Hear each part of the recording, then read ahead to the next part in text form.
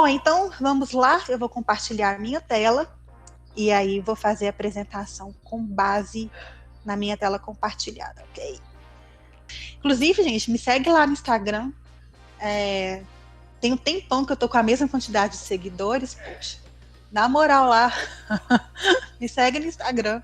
Eu tenho feito algumas palestras com o ciclo atual das empresas, né? Qual que é a situação que as empresas se encontram na pandemia, mas esse ciclo aqui, ele é um pouco diferente, né, do que eu tenho apresentado. Esse ciclo é o ciclo vicioso da contabilidade de despachante. É a contabilidade fake, né?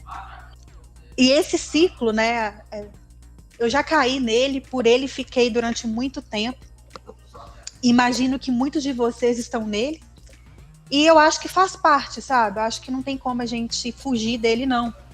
Eu acho que toda vez que a gente assume aí para nós o papel de sermos donos de um escritório contábil, de sermos empresários contábeis, os primeiros momentos ali desse escritório, a gente sempre vai acabar desviando esse papel nosso para as questões mesmo de conformidades legais, né?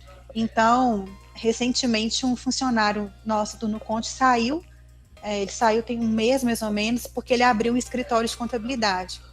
E aí ele já falou que queria, desde o começo, já colocar o Nuconte. Eu falei, cara, muito legal, Diogo, isso, mas na verdade, você nem vai conseguir muito, nesse primeiro momento, fazer o que você quer fazer, né?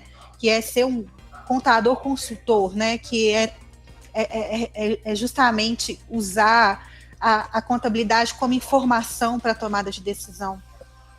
Eu caí nesse problema, né, também, quando eu abri meu escritório Fato lá em 2012, a teoria era que desde o começo eu já ia conseguir mostrar esse valor para o meu cliente. Mas a prática não é bem assim, né? Quando você começa, você está lá sozinhão. E aí você começa a conseguir os primeiros clientes e tudo, só que essa burocracia, ela te consome, né? Você entra quase que num buraco negro ali, e dele você custa sair, porque você só vai conseguir realmente tomar um fôlego, né, nessa piscina funda que é a burocracia, quando você começa a contratar equipe, quando você já tem, né, processos mais organizados, quando você realmente tem tempo para estudar sobre gestão, sobre negócios, do que ficar estudando ICMS, substituição tributária, e toda e qualquer legislação trabalhista, tributária, que sai aos montes todo santo dia.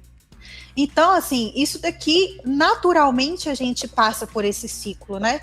A gente tem esse desvio do papel do contador, então você cai num oceano vermelho de uma alta concorrência, e essa alta concorrência, naturalmente, ela desemboca nesse leilão de preços, né?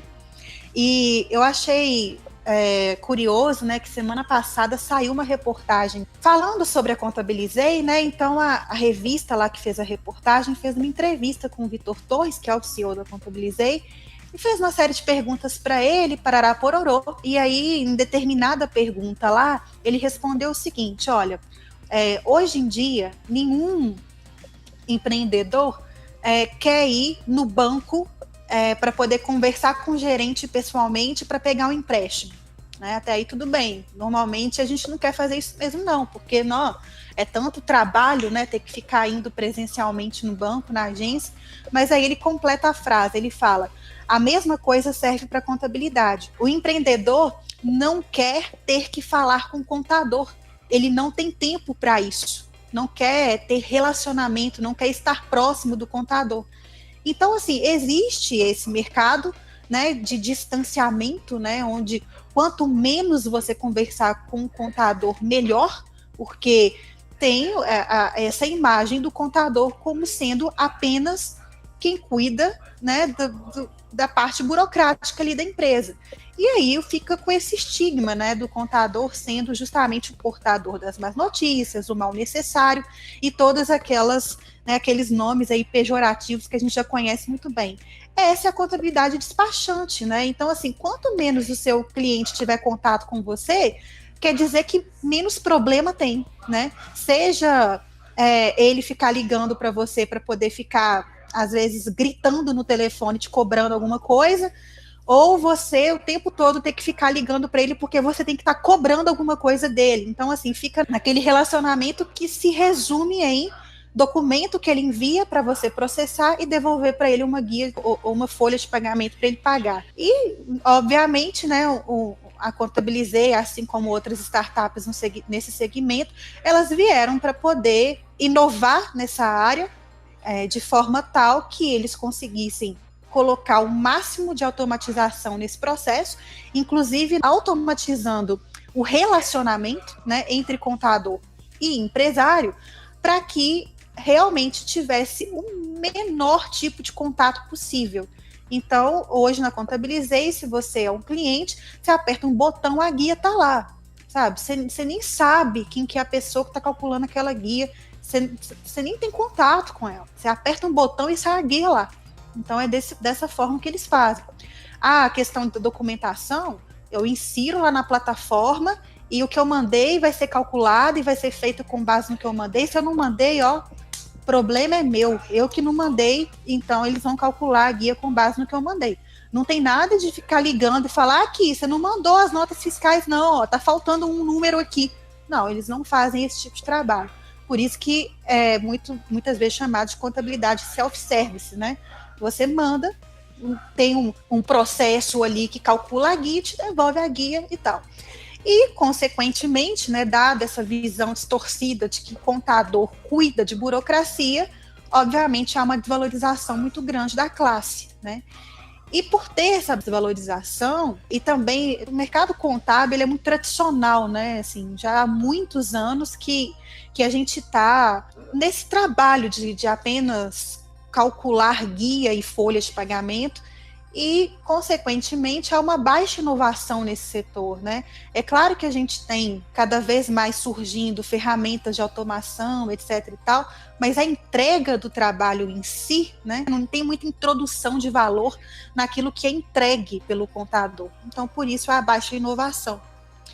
Quando você tem baixa inovação em algo que é, né, repetitivo, em algo que é muitas vezes artesanal, né, e onde há uma baixa percepção de valor para o usuário final, a tendência é que esse trabalho específico de despachante, né, de ser ali o agente intermediário entre empresa e governo, isso seja cada vez mais substituído por tecnologias. E a consequência disso é que a gente vai ter cada vez mais empresas doentes, porque se a gente tem um percentual muito grande de um mercado sendo substituído por tecnologia, esse mercado de contabilidade, muitos contadores saem do mercado, há até uma ameaça de extinção dessa profissão, e a consequência disso é que a gente vai ter, ao longo, né, dessa substituição do contador por inteligência artificial, de empresas com problemas financeiros, com problemas patrimoniais, né, o próprio empresário sem ter uma base de apoio ali na tomada de decisão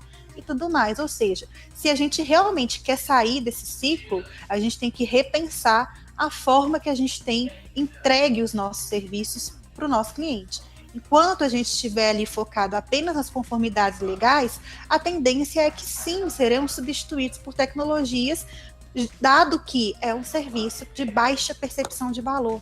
Tudo que puder ser substituído por inteligência artificial será substituído. Agora, a gente não pode ficar esperando isso acontecer para tomar uma atitude, porque aí já vai ser tarde demais, né? Então, muitas vezes eu vejo alguns contadores de uma forma muito pretensiosa, diria assim, dizer que o contador nunca será substituído pela tecnologia. Eu penso, gente, quem é você para falar isso? Quem é você para poder ter uma afirmação dessa? Tanta coisa, gente, tende a mudar no mundo nos próximos anos. A gente não pode cravar verdades, a gente não pode dizer que somos insubstituíveis, não? Sabe?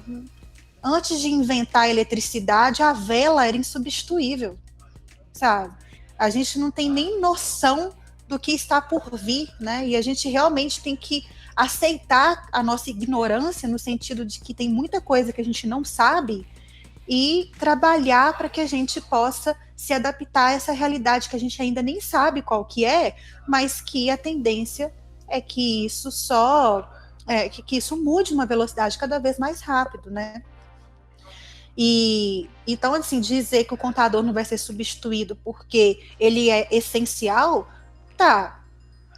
O quanto você tem sido essencial? O quanto você tem feito só esse trabalho aí e saído dessa esfera para poder entregar outras coisas, né?